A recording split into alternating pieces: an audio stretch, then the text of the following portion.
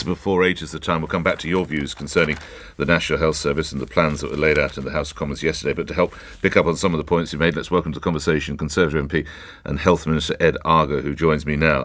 Noting that we heard from the Secretary of State yesterday that sadly the waiting lists on the NHS won't start to fall until March 2024, not eliminated until a year after that. What exactly are we getting for our £12 billion per annum? Good morning. Morning, Nick. Nice to see you. Good to see you.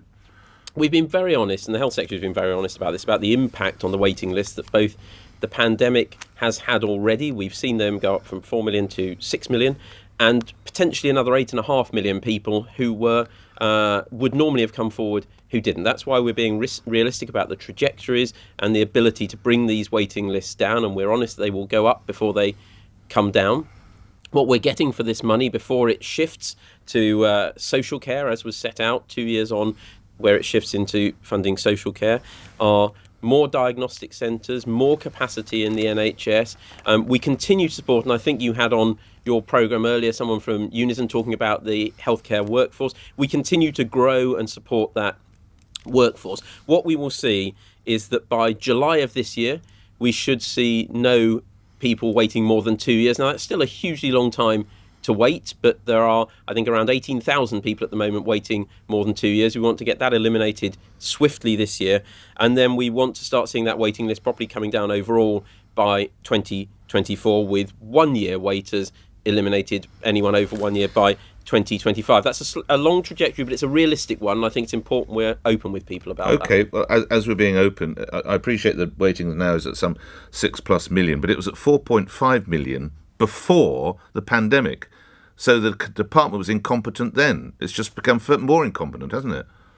As you saw during the 2019 election, Nick, one of the key priorities the then new Prime Minister set out was tackling those waiting lists, more investment. One of the first pieces of legislation passed after the Brexit Act was a piece of legislation I took through, which was increasing NHS funding by 33.9 billion by 2023-24. But crucially, and what we do need to do, what we needed to do then and what we must do now in the light of the pandemic, is ensure that it's not just about inputs, about money, it's about outputs, and that we reform the NHS and look at new ways of working, many of which we've learnt during the pandemic. There haven't been many things in this pandemic that we would say were positives, but there are new ways of working we've seen, and we need to make sure reform goes hand in hand to bring down not only that extra 2 million, any more that may join, but also that original waiting list, which you quite rightly say was there beforehand. And I appreciate the pandemic has arrived, but what would you say to a listener who's in pain with a bad knee, or his mum or her mum is in pain with a bad knee or a hernia or whatever? They've got to wait even longer, and they're going to have the NI hike. How do you justify that? Well, there's a number of points there, Nick. Firstly, as you would expect, in bringing these lists down, we've set those clear targets about 2 year waits, 1 year waits, and getting the long waiters down, as well as bringing the overall waiting list down. You're absolutely right to highlight there are millions of people out there who will either be in pain and needing treatment, or anxious, waiting for a test result, not knowing whether they will need treatment. Around 75% of those on the waiting list are not people in need of treatment or surgery. They're people waiting for other procedures, or in the large part tests. Those people will be very anxious. So as well as those who are in pain, I also think it's important we remember the mental health impacts and the anxiety impacts of those waiting. That's why we've got this plan and why we've put it in place. That's also why, as part of this plan, there's 4 key elements. The fourth key element there is My Plan to Care. It's about better information. It's about better support while people are waiting, to keep them informed of waiting times, giving them more choice, but also supporting them. And that's something that a lot of the organisations we've worked with on this, campaigning groups, patients groups like Independent Age, have called for, to support people while they're waiting. You referenced my conversation with someone from one of the trade unions, Unison.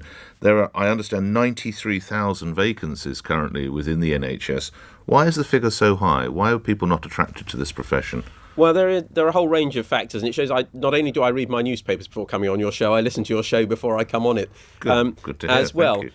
We've taken steps. You're absolutely right to highlight that historic level of vacancies. We have seen since 2010 a very significant increase in healthcare professionals in the NHS, 30,000 or so more doctors, 38,000 more nurses. Just last year, 2020 to 2021, We saw nurses go up by 11,000, doctors by 5,000. What we need to do, though, is not just recruit, which we're doing, and we're growing that workforce, but as your previous caller, your previous guest said, we've got to look to retention as well. Now, that's partly about pay and conditions. It's partly about getting those extra staff in to share the workload around more. It's also about more flexibility. So in looking at retention, we're looking at how we can be more flexible in how nursing staff and other clinical staff work to better fit their lifestyles and their work-life balance as well. So it's about choice for them as well. Isn't this shortage of staff just another casualty of Brexit?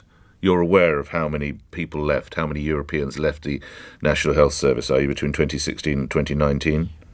Well, what I've seen, Nick, is that the reduction, you're right to say, it was mainly in nursing, if I recall. 22,600 European nationals left the National Health Service post-Brexit, 2016 to 2019, 8,800 of whom were nurses. So that's one of the impacts of Brexit, isn't it? It denuded the National Health Service. Well, actually, the important point here, Nick, is if you look at the NHS recruitment in the round, you're right to highlight that in some areas we've seen some leaving. We've also seen an increase in recruitment and people joining the NHS from other countries outside of the EU. And I'm doing this from memory. I think it's a net positive overall in terms of people coming in compared to people leaving the NHS. So I think we've got to be a little bit careful about looking at it. But we could do with those 22,600 staff now, couldn't we? EU nationals who decided to. This is another result of Brexit, is it not? No, I don't think it is, Nick. I have to say, and I don't often disagree with you, but on this I do. I think a factor of this, and you're looking at some of these figures, a significant chunk of those people also was over the past couple of years. There were a large number of people who will have gone home during the pandemic, either to support the healthcare system in their own country, or because they wanted to go home and see their families. But we have seen changes in the past few years as well, and that's a factor. And we've also seen EU citizens continuing to want to work in this country, coupled with the additional workforce we're seeing coming in from other non-EU countries. So it's a more complex picture, I think, than simply that, Nick. Jamie from Leicestershire asks, could you ask the Minister, what have 11 years of a Conservative government done for waiting lists? I might add the line, just seen them increase, haven't they, Minister? Well, what you've seen is 11 years, not you, but your mob have been in power, and it's gone backwards. Nick, I didn't dispute when you first raised it. I didn't dispute that there were 4 million, just over 4 million on the waiting list before. I think it was about 2.5 in 2010. So I'm not disputing that. I come on your show. I'll always try to answer your questions in a straight fashion. We've seen a huge increase in that, and we will see more increases as a result of the pandemic. 1 in 9 people on the waiting list. In Wales, it's 1 in 5, and they still haven't published a plan for tackling it. We have published a plan with record investment, both for the elective recovery, but also that 33.9 billion, alongside a social care reform plan published last September, alongside increased staff in our NHS, and the commission that the Secretary of State gave to Health Education England and NHS England for that 10-year strategy for workforce as well. Last minute or so together, reminding my listeners you served as Justice Minister. What should the punishment be for a football player who decides to kick his cat round the front room? Well, look, I think we've all seen that horrific video. There is no place for such for abhorrent violence against animals, for animal cruelty in this country. We have some of the strongest welfare standards in this country, and we've been clamping down on animal cruelty. I won't comment on an individual case specifically. That's for the authorities. I would expect them to look at this, and I would expect the police to look at this. But what I would make is Were you surprised he was picked last night, Mr. Argar, by West Ham? Well, I know your football knowledge is always greater than mine, and I suspect it's not a hard one. He was picked to play. I would argue he should have been. West Ham match more carefully than me, I suspect. But look, that's a decision for his manager and his team. I'm not going to get into the details of a specific case, but I would expect the authorities to consider that very carefully. I'll come back to my point. There is no place in any context for animal cruelty in this country. OK. How many of your staff are back behind their desks in the Department of Health? In my office, I was in there yesterday morning on my floor. All of the desks outside my office were occupied. One of the things I would say, and I think I know where you're going with this, Nick, is that the NHS and DHSC have massively expanded their workforce beyond what was normally planned for, accommodated in the London offices as a result of the pandemic. That office is full. We're looking at how we can move more staff out and come up with a more flexible routine with staff working from the office but in regional hubs and elsewhere around the country. That's a work in progress. That's a reflection of the pandemic and the huge number of extra staff we recruited in a very short space of time. Grateful as ever for your time. Thank you. Health Minister Ed Argar appearing here on LBC. 1 minute after 8 news is next.